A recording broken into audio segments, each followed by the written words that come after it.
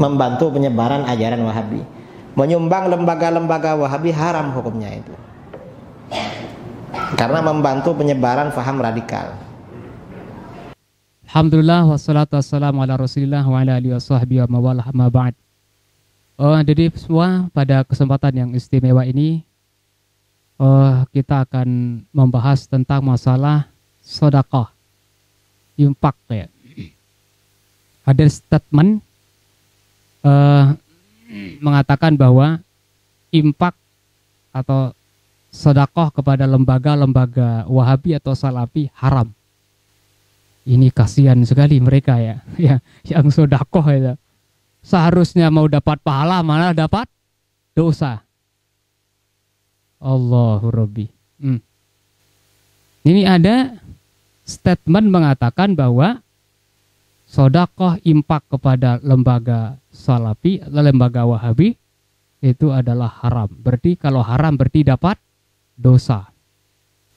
Sementara ada orang yang bersedekah yang menerimanya pencuri masih tetap dapat pahala.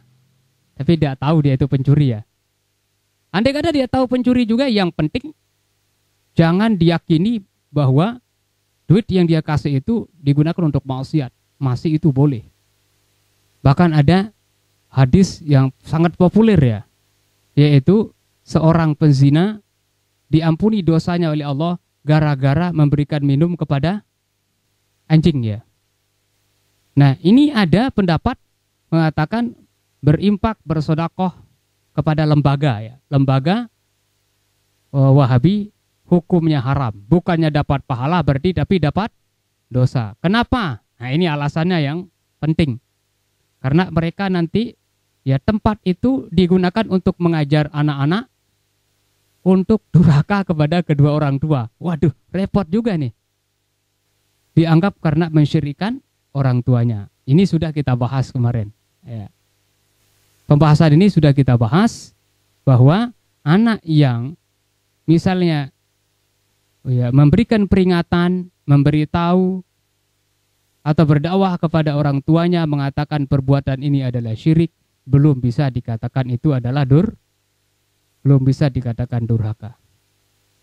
Nah, terus nanti lembaga itu akan dikader, dididik anak supaya dia tidak menziarahi kubur orang tuanya atau tidak mendoakan orang tua. Nah, ini di video sebelumnya juga sudah kita sampaikan.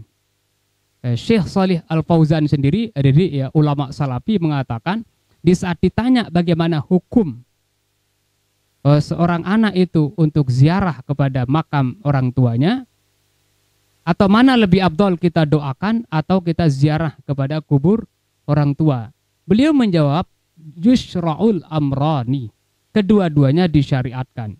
Doanya disyariatkan, ziarah kubur juga disyariatkan. Berarti ya perlu dipertimbangkan, didiskusikan, ya dianalisa kembali kalau ada ajaran yang mengatakan atau Salafi tidak membolehkan untuk ziarah kepada kubur orang tua atau tidak mendoakan. Nah, ini udah kita bahas juga. Nah, kemudian nanti kalau kita nyumbang ke lembaga Wahabi, nanti lembaga itu digunakan untuk mengkader atau mengajarkan anak menjadi anak yang radikal. Ini lagi nih. Nah, yang radikal itu maksudnya yang mana dulu yang namanya radikal? Nah, sementara seperti udah kita bahas itu, Salafi itu kayaknya tidak semua mungkin seperti itu. Saya pernah mendengar ada di pembahasan dari Profesor Dr. Az-Zahra, itu salah satu tokoh NU, Profesor Dr. Zahra. Beliau mengatakan Wahabi itu ada dua, kata beliau. Pertama ada Wahabi yang Khawarij. Nah, yang Khawarij ini mungkin yang sangat radikal. Kalau selain daripada kelompok mereka, pokoknya kafir. Atau kalau tidak berhukum dengan hukum Allah dan Rasulnya, itu kafir. Ini mungkin cikal bakal yang menjadi teroris kayaknya, yang begitu. Ini kata beliau, ada memang Wahabi katanya, tapi Wahabi yang ya asalnya itu adalah Khawarij. Nah terus kalau yang Salafi yang sekarang ada di Mekah bagaimana? Nah, ini mungkin perlu diklarifikasi. Nah kata beliau bahwa Salafi yang ada sekarang atau Wahabi yang ada sekarang di Saudi Arabia, misalnya di apa? Di Masjidil Haram, Masjid Nabawi, itu masuk dalam kategori yang tidak bagian daripada atau bukan bagian daripada Khawarij. Kayaknya relevan ini ya Dede ya, pendapat ini nyocok gitu. Kenapa? Ini jangankan mau membunuh orang, demo aja haram. Menurut ulama Salafi itu kuat sekali tuh. Haram demo itu, ndak boleh demo. Kita udah bahas itu pendapat ulama tentang demo, ada yang mengatakan boleh, ada yang mengatakan tidak. Nah, apakah ia kira-kira dianggap misalnya Salafi yang tidak membolehkan atau mengharamkan demo itu kemudian dianggap radikal? Kalau menganggap dirinya paling benar, ya semuanya lah. NU, NW atau Aswaja menganggap yang lainnya juga salah gitu. Menganggap yang lainnya sesat. Nah, kalau Salafi yang di Saudi yang sekarang ini kita anggap itu adalah radikal, sementara mereka itu demo saja itu terhadap keputusan pemerintah atau protes dengan cara muzaharah, terang-terangan langsung turun di jalan untuk memprotes ya keputusan pemerintah, haram menurut mereka. Nah, ini dulu Dede ya pernah kita bahas, walaupun kita ulas sedikit di sini, di saat ulama Salafi di sini, Syekh Muhammad bin Utsaimin namanya, itu yang terkenal. Syekh Utsaimin ditanya tentang masalah ya muzaharah atau demo. Demonya itu dengan alasan iza kana hakimun yahkumu bi ghairi ma anzalallah. Coba bayangkan. Demonstrasinya itu karena pemerintahnya menghukum dengan hukum yang selain daripada Al-Quran dan hadis, atau selain daripada ya yang diturunkan oleh Allah Subhanahu wa taala. Ini kan logis sekali alasan untuk demonya. Tapi beliau mengatakan apa? Alaika bittiba'is salaf. Tidak boleh. Yang harus Anda ikuti katanya itu ikuti cara-cara ulama salaf. Nah, demo itu tidak boleh. Lah gimana kalau kita mengatakan itu adalah radikal? Nah, makanya kalau disematkan atau dianggap itu radikal, ya yang mana dulu gitu. Ya kalau mungkin yang Khawarij mungkin ya, tapi kalau yang sekarang atau di Saudi itu, kalau kita lihat dari pendapatnya tentang masalah demo saja haram atau tidak boleh, ya kayaknya agak berat untuk dikatakan radikal. Ini dari segi perbuatan ya. Kalau dari segi pemikiran ya kayaknya sama-sama. Hampir setiap kelompok itu kullu hizbin bima ladaihim farihun. Mereka akan bangga ya sesuai dengan ya pendapat mereka atau kelompok mereka. Ini jelas mengatakan in kana hadza maujudan inda salaf fahuwa khairun. Jikalau demonstrasi itu ada di kalangan ulama salaf sudah dilakukan, maka itu baik. Wa illam yakun maujudan fahuwa syarrun. Kalau tidak ada pada zaman salaf itu, maka itu termasuk jelek. Berarti demonstrasi menurut mereka itu adalah tidak baik. Wala syakka, dan tidak ada keraguan. Jelas sekali ini. Annal muzaharat, sesungguhnya namanya demonstrasi, unjuk rasa, menyampaikan pendapat di jalan, syarrun, itu adalah syar katanya. Sebuah kejelekan. Kenapa? Li'annaha tuaddi ilal fawdha minal mutazahirin wa minal akhirin. Ini pendapat mereka.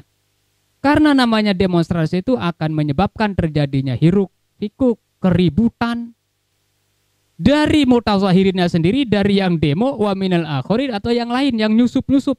Kan ada juga. Nauzubillah, summa nauzubillah min dzalik. Ini saya dengar informasi ya, terlepas dari benar dan tidaknya. Ya. Ada kan ada aja kadang-kadang ada di saat ada orang demo ada penyusup.